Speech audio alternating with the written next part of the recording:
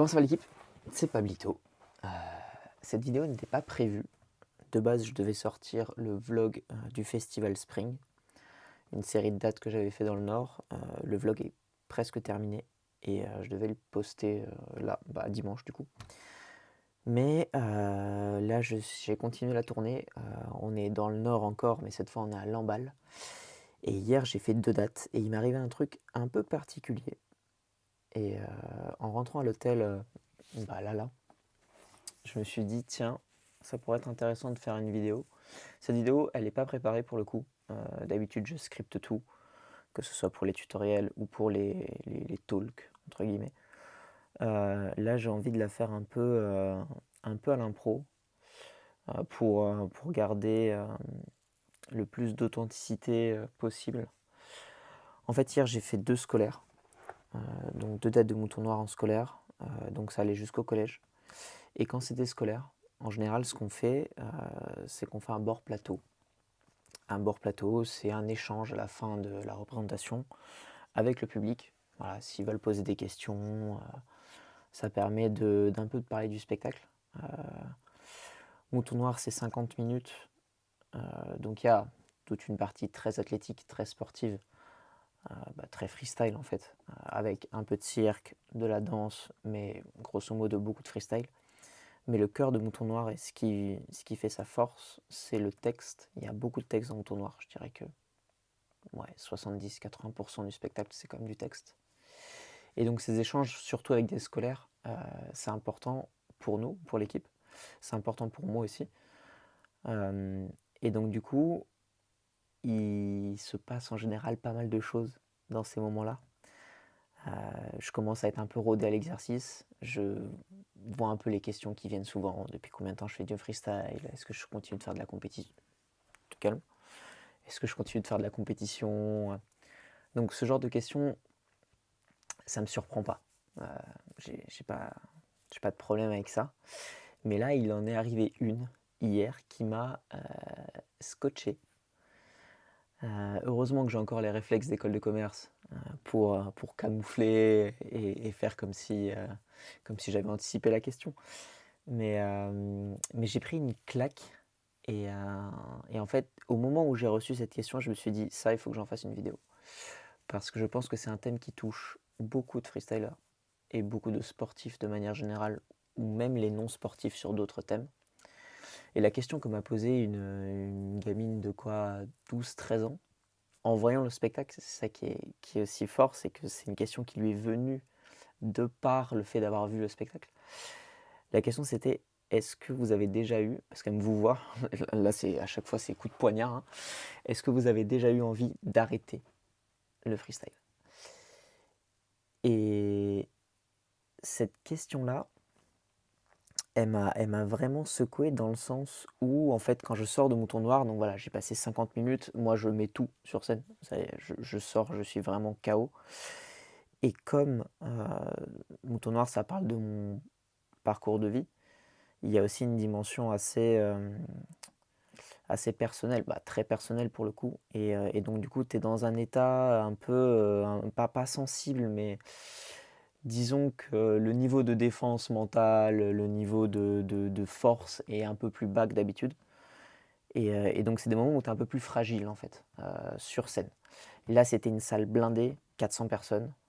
Donc il y avait en plus le fait de l'atmosphère qui était très particulière. J'avais été chargé à bloc au niveau du freestyle. La salle était folle. Donc c'était un moment un peu d'euphorie. Et cette question en fait est venue casser ça. Elle l'a pas dit pour envie de troubler ou quoi que ce soit. Mais l'impact a été assez violent, entre guillemets, parce que je me suis du coup retrouvé projeté en arrière sur est-ce que j'ai eu envie d'arrêter le freestyle. C'est une question que je me suis déjà posée.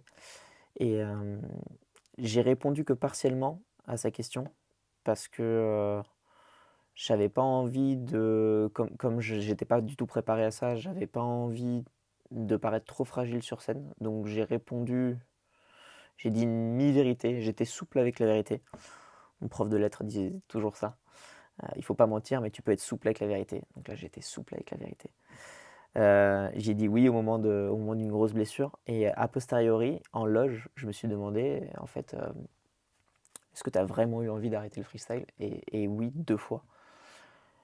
Et du coup, cette vidéo, j'aimerais en fait vous partager ce qui, moi, m'a pas fait arrêter pour le coup.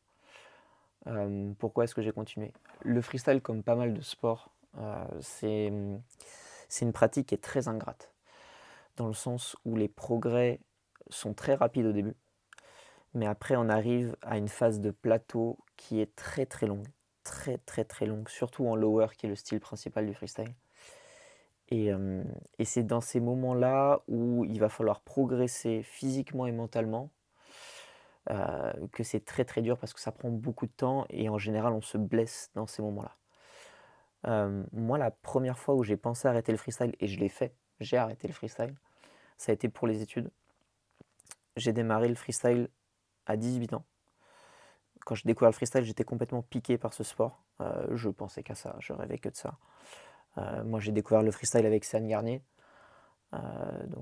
qui est un influenceur très connu maintenant, mais qui avant était une référence dans le freestyle. Ça l'est toujours, hein, mais avant, euh, même en termes de compétition, c'était une référence.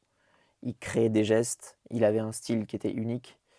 C'était déjà pas le meilleur techniquement, mais en termes de créativité, c'était incroyable. En termes de confiance en soi, c'était incroyable. C'était un exemple en fait. Ce mec, et moi, Sane Garnier, c'est un gars. Dans ma chambre, j'avais des posters de ce type. C'était vraiment une grande, grande, grande inspiration. Et d'ailleurs, j'y serais. Alors, je suis plus son contenu pour être tout à fait honnête avec vous maintenant, en tant que freestyler maintenant. Mais à l'époque, c'est ce mec-là qui m'a fait démarrer le freestyle. Et rien que pour ça, j'y serais éternellement reconnaissant. Et je pense qu'il a inspiré énormément de freestylers. Pour nous, pour ma génération, c'était un peu le Was Freestyle de la génération d'après, en fait. Et d'ailleurs, bon, le parcours est un peu similaire après dans la fin, où ils se sont un peu plus écartés du freestyle un peu plus underground. Ils se sont écartés de la scène compétitive pour progresser dans les réseaux sociaux, pour faire un type de contenu qui marche beaucoup mieux, même si ça s'écarte beaucoup de ce que c'est que le freestyle. Mais voilà, c'est des routes que chacun prend. En tout cas, c'est ce mec-là, moi, qui m'a fait démarrer le freestyle. Et donc, les 6 premiers mois, je pensais qu'à ça, je matais j'ai maté toutes les vidéos de Céane à cette époque. Et c'était vraiment une grande, grande inspiration. Ensuite, je suis parti en prépa pour des raisons que vous saurez si vous regardez mon tournoi, si vous venez voir le spectacle. Et, euh, et en prépa, j'ai décidé, en fait, j'ai très vite compris que la prépa, ça allait un peu être qui tout double. Soit tu acceptes de sacrifier énormément pour y arriver, soit, soit ça passe pas. En tout cas, moi, dans ma personnalité, je me voyais pas pouvoir continuer en prépa sans y être à 100%. Déjà, j'avais aucun acquis du lycée. Mon lycée, j'étais sport-études foot, donc j'étais là pour le foot, hein, j'étais pas là pour les études presque. Et du coup, je suis arrivé en prépa avec très peu d'armes. Euh, J'avais pas envie d'être là en plus, donc j'avais pas fait le travail préliminaire de lire les livres, par exemple. Quand tu es pris en prépa, tu reçois un mail en général du prof principal qui te donne une liste longue comme un parchemin avec tous les livres à lire pour te préparer durant l'été à la rentrée, être capable d'avoir un stock de connaissances suffisant pour pas te retrouver directement submergé. Et moi, comme j'avais pas envie d'aller en prépa, j'avais rien fait de tout ça, donc je me suis tapé une vague énorme. Et donc, du coup, j'étais un peu en mode survie la première année. Et j'ai très vite compris que si je faisais des activités autres que rattraper mon retard pour bosser, ça allait mal se passer. Donc, j'ai arrêté le freestyle à ce moment-là et je me suis consacré à fond sur les études. Donc, en fait, j'ai, malgré moi, mais un peu aussi de manière consciente, décidé d'arrêter le freestyle pour pouvoir survivre dans cet environnement, entre guillemets, et pouvoir avoir la meilleure école possible parce que, en fait, j'allais pas sacrifier tant de choses, la partie sociable, le temps. Bon, voilà, j'allais pas tout sacrifier pour ne pas avoir une école conséquente, entre guillemets. Parce que quand tu rentres en prépa, on t'explique, on te rentre dans une logique de classement. Et donc, on t'explique que bah, si tu veux avoir la meilleure école, il va falloir faire partie des meilleurs de ta classe, de ta promo. Et donc, tu vas travailler comme un fou pour avoir ce classement. Et c'est vraiment les écoles du haut du classement qui te drive, qui te poussent à continuer d'aller plus loin. Et tu rentres en fait un peu dans une logique de pendant que moi je prends du temps pour moi, ou pendant que je m'amuse, ou pendant même que je fais du sport, il y a des gens en face qui, eux, travaillent et qui ont plus de chances d'avoir un meilleur concours que moi. Et c'est vrai, quelque part. Mais voilà, c'est ça la logique. Et donc, du coup, j'ai arrêté le freestyle en acceptant les règles, entre guillemets, de la classe prépa. Après, en école de commerce, j'ai vécu d'autres choses et j'ai continué petit à petit à remettre un peu de freestyle. Mais c'était parce que j'avais beaucoup plus de temps et parce que l'aisance intellectuelle qu'on avait gagnée en prépa me permettait de réviser des partiels la veille et de valider tranquille parce que tu as appris à travailler pendant 3 ans, parce que moi en plus j'ai cubé en prépa. Donc j'avais un peu plus de temps et j'ai commencé à réinjecter un peu du freestyle et je me suis rendu compte que ça me manquait énormément. Et c'est là où j'ai commencé à reprendre. Mais cette période-là, en fait, d'arrêt du freestyle, elle avait été très dure pour moi, même si je ne l'avais pas conscientisé à l'époque. Donc en fait, j'ai été capable d'arrêter un truc, mais ça m'a peiné énormément durant mes années. Et je pense qu'à posteriori, si j'avais pu, j'aurais gardé un peu de freestyle. Parce que j'ai regretté beaucoup plus tard quand j'ai décidé de m'y remettre fort. Physiquement, j'étais plus dedans. Ça a été un calvaire, mais vraiment un calvaire de récupérer ne serait-ce que le cardio, parce que le cardio du freestyle, c'est pas le même que le cardio du foot ou le cardio d'un autre sport. L'endurance qu'il faut pour gérer ces basics, donc ça c'est les gestes de base, tout ce qui est tour du monde, HTW, en fait les premiers tutoriels que vous avez sur la chaîne, ce qu'on appelle les basics, c'est super important et il faut les garder parce que c'est une tannée à récupérer si tu arrêtes. Et du coup, j'ai beaucoup regretté le fait d'avoir arrêté le freestyle à ce moment-là. Donc, le premier enseignement qui m'est sauté à l'esprit, entre guillemets, quand j'ai reçu cette question, après en loge, c'est de me dire, en fait, même si tu es dans un environnement très compliqué et que tu dois faire des sacrifices, essaye de garder le minimum syndical. Toujours dans l'optique, si vraiment c'est ta passion, tu sais que tu y retourneras. Donc, garder un tout petit peu, même si c'est qu'une fois par semaine, garder un minimum cette flamme vive pour pas que tu aies à tout refaire depuis le début. Parce que je pense que pour certains, si tu n'es vraiment pas passionné à 200%, si tu n'es vraiment pas assez fort mentalement, tu peux ne pas revenir. Tu peux trouver que le chemin pour récupérer le niveau est beaucoup trop long, beaucoup trop dur, et laisser tomber. Et c'est dommage.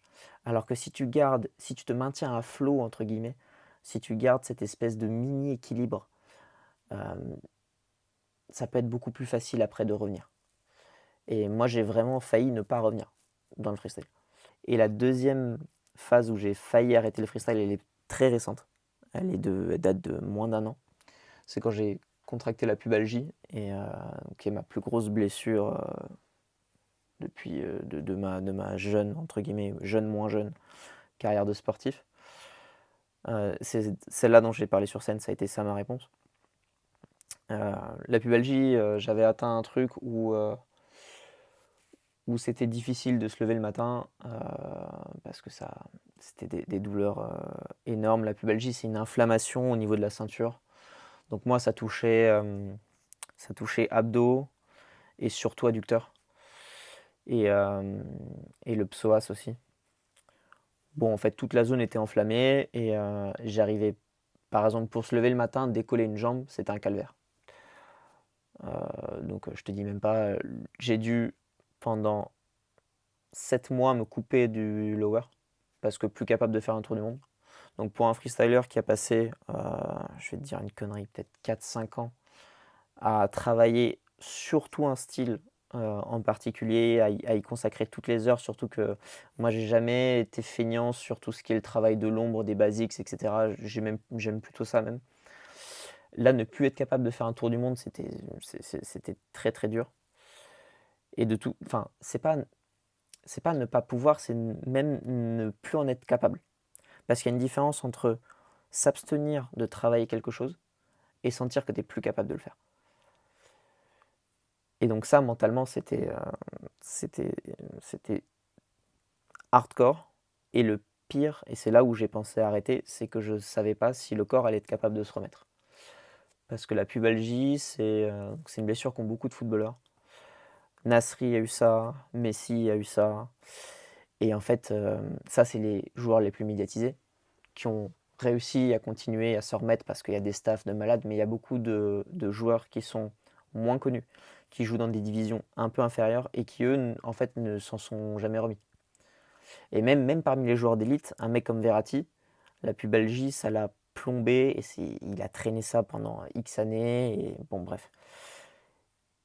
Et du coup, je me posais la question de est-ce que c'est pas le corps qui dit bah là c'est bon, stop. Il faut faire autre chose. Donc j'ai eu vraiment un moment en fait, est-ce que l'aspect de s'entraîner entre 2, 4, parfois même plus heures par jour, avec pas de jour de repos ou alors très léger, est-ce que ce rythme-là, pour se préparer à la compétition, pour continuer d'être un freestyler performant, parce que moi c'est important pour moi que dans le spectacle, le niveau de freestyle soit là. Moi ça je l'ai toujours dit et je sais que ça fait en général péter les plombs à mes metteurs en scène, mais moi il est hors de question de faire un freestyle facile, parce que ce qui m'a fait rentrer dans l'artistique c'est aussi mon niveau de freestyle, c'est pas que la capacité d'apprendre d'autres choses ou mon parcours, où il y a ça c'est sûr, mais c'est aussi mon niveau de freestyle et je veux que n'importe quel freestyler qui passe dans la salle sente que son sport est bien représenté. Parce que moi, c'est important de montrer aussi à quel point le freestyle c'est impressionnant, à quel point c'est dur aussi. Donc je triche pas là-dessus. Ce serait possible de faire, sincèrement, ce serait possible de faire un spectacle avec, je sais pas, un niveau de freestyle très moyen, en sélectionnant des figures très esthétiques et en donnant l'impression que c'est dur. Franchement, c'est très facile de faire ça. Mais c'est moins authentique et je trouve ça tellement pas intéressant. Moi, avant chaque date sur les parties freestyle, je me mets des défis, des combos à faire, des gestes que je veux travailler et donc je prends des risques sur scène. Et donc parfois ça rate. En fait, je cherche à faire, comme c'est mon parcours et qu'il n'y a rien qui a été trafiqué, c'est mon parcours brut, avec tous ses défauts, avec toutes les erreurs que j'ai pu faire, avec toutes les conneries que j'ai fait, et ben, il était hors de question de faire un truc trafiqué aussi dans le freestyle. Il fallait que ce soit quelque chose de aussi pur. Et donc, comme moi, quand je m'entraîne, je fais pas semblant et j'essaye de donner la meilleure version de moi-même et d'être le meilleur freestyler que je puisse être, c'est important que j'ai un gros niveau de freestyle. Donc, en fait, je me suis posé la question si cette blessure-là allait pas compromettre aussi cette partie-là du spectacle. Et donc le rendre, à mes yeux, moins vrai, moins fort et donc moins pertinent aussi. Donc en fait, ça a remis en cause plein de choses. J'ai eu la chance à ce moment-là que j'ai pas stoppé complètement. J'ai pu travailler autre chose, mais pendant 7 mois, j'ai pas touché un tour du monde, tout le lower, j'ai oublié. J'ai travaillé, c'est là où j'ai eu beaucoup de chance, c'est que j'ai pu travailler d'autres aspects de mon freestyle et me maintenir à l'idée que bah, c'était un mal pour un bien, que cette blessure-là, elle allait me servir à combler des points faibles que je travaillais pas. Donc j'ai bossé d'autres secteurs, des secteurs du freestyle qui me plaisent beaucoup moins, mais dont j'avais besoin ou du moins dont j'étais pas suffisamment fort. Donc je me suis maintenu à flot grâce à ça. Donc je pense que ça c'est une manière pour ne pas craquer, pour ne pas laisser tomber, se dire que c'est très rare d'être immobilisé complètement. On peut toujours faire autre chose, entre guillemets, qui pourra nous servir après à terme quand on reviendra. Même si c'est pas physique, ça peut être juste de la visualisation. Ça peut être analyser les futurs concurrents. Ça peut être travailler un autre aspect de son jeu. Si vous faites un sport collectif, ça peut être de l'analyse vidéo. Ça peut être plein de choses. En fait, il ne faut pas se dire que on est obligé de couper complètement. C'est très rare d'être dans une situation aussi grave qu'on est vraiment obligé de tout arrêter. En général, on peut se rattacher à travailler un autre aspect et essayer de mettre ce temps en fait à profit pour plus tard. C'est un beau discours, c'est plus dur de l'appliquer parce que quand tu es habitué à t'entraîner très fort tous les jours, être stoppé ou ne pas pouvoir travailler quelque chose qui te tenait beaucoup à cœur, c'est super dur. Mais c'est ça ou rien et donc il faut s'occuper de ça. Moi en tout cas, c'est ça qui m'a permis de me maintenir à flot Et c'est surtout aussi me rappeler en fait pourquoi est-ce que j'ai démarré le freestyle. Je pense que ça, c'est peut-être le meilleur conseil que je peux donner. Si vous avez envie d'arrêter pour X raisons, pour un burn-out, parce que la vie rattrape aussi, parce qu'il y a des responsabilités, ou parce qu'il y a un travail, parce qu'il peut y avoir 10 000 raisons qui peuvent forcer quelqu'un, qui peuvent inciter quelqu'un à arrêter, voire même forcer. Mais je pense que vraiment, ce qui peut contrebalancer, ce qui peut permettre de raviver un peu la flamme, c'est se rappeler pourquoi est-ce qu'on a démarré. Essayer de se projeter sur les moments où on a démarré ce sport-là. Moi, je me rappelle très bien à quel point j'étais passionné, à quel point j'avais envie de faire ça tout le temps, tout le temps, tout le temps, tout le temps. Alors que pour le coup, à ce moment-là, à 18 ans, personne ne comprenait pourquoi est-ce que je me foutais dehors à faire des gestes. Maintenant, le freestyle, ça commence à être connu parce qu'il y a des gens qui ont fait les travaux, entre guillemets, en termes de popularité. Après, le travail, voilà, il y a plusieurs avis sur si ça a été bien fait ou pas, mais toujours est-il que les influenceurs ont permis de populariser le freestyle. Maintenant, quand j'arrive dans les salles et que je demande est-ce que vous savez ce que c'est le freestyle, c'est rare que personne dise ouais je connais ou quoi que ce soit. En général d'ailleurs dans ces questions, dans ces bords plateaux, j'ai toujours des est-ce que tu connais Star Freestyle, est-ce que tu connais Was Freestyle, est-ce que tu connais... J'ai eu Lenny Freestyle hier, pas mal. Donc l'influence, les réseaux sociaux, tout ça, ça a permis de populariser le freestyle, c'est cool, mais moi à 18 ans, c'était pas du tout le cas. Et du coup, c'était pas mal vu, mais tu passais vite pour un tocard en fait, hein. Et dans tous les secteurs, même dans le secteur familial, c'était un truc, moi le freestyle, ça a été très conflictuel. Ça, bon, voilà, après, ça a pas mal évolué, mais voilà, je me rappelle du niveau de passion que j'avais face à tout ça. Malgré tout ça, j'étais quand même passionné comme un dingue. Et donc, dans des moments un peu de doute où tu te demandes, ok, est-ce que ça vaut vraiment le coup de passer 6 heures enfermé dans une salle à forcer sur une blessure pour rentrer un geste que tu vas utiliser que 2 secondes lors d'une compétition et que quand tu mets en spectacle, personne comprend ou tout le monde s'en fout ou les deux? Oui, en fait. La réponse est oui, ça vaut le coup. Ça vaut le coup parce que tu es passionné et que tu sais que tu fais ça pour toi, en fait. Tout le reste, c'est des externalités positives. C'est des conséquences, mais c'est pas le but en soi. Euh, la semaine dernière, dans le vlog qui sortira là, j'ai un mec qui est venu à la fin du spectacle me dire écoute, moi je suis freestyler et le geste que tu fais à la fin du spectacle, euh, je spoile pas lequel, mais les freestylers c'est un 3 révolutions, donc vous savez le niveau de ce truc là. Vous savez du moins le travail qu'il y a derrière, parce que c'est un niveau de geste que t'as pas comme ça. Moi ça m'a mis 8 mois à le travailler ce truc là. Ce geste là c'était ouf et ça m'a fait trop plaisir de le voir. Et le fait qu'un freestyler, donc moi c'était le premier freestyler qui venait voir le spectacle, ou alors si on a eu, ils sont pas venus me voir à la fin, mais lui il est venu me voir et on a discuté, et ça m'a fait super plaisir. Et ça m'a rappelé aussi pourquoi est-ce que je tiens autant à garder du niveau, y compris dans l'artistique. Et donc arrêter le freestyle, c'est plus une question que je vais me poser parce que je sais que au final, c'est la passion qui m'a drivé depuis le début et qui continue de le faire maintenant. Et maintenant, j'ai encore un plus que j'avais pas avant, c'est que je peux la transmettre à d'autres personnes, je peux la montrer à d'autres gens et avoir la chance de potentiellement soit faire passer un bon moment, soit éveiller pourquoi pas une passion. Voilà, c'était un peu la réflexion que je me suis fait en loge et je me suis dit que ça pourrait être intéressant de vous la partager. Je pense qu'il n'y aura pas de montage dans cette vidéo. Euh, je vais la laisser brute. Là, j'ai vraiment rien préparé. Donc, vous avez ma pensée comme elle est venue. Voilà, avec toutes ses imperfections et ses approximations.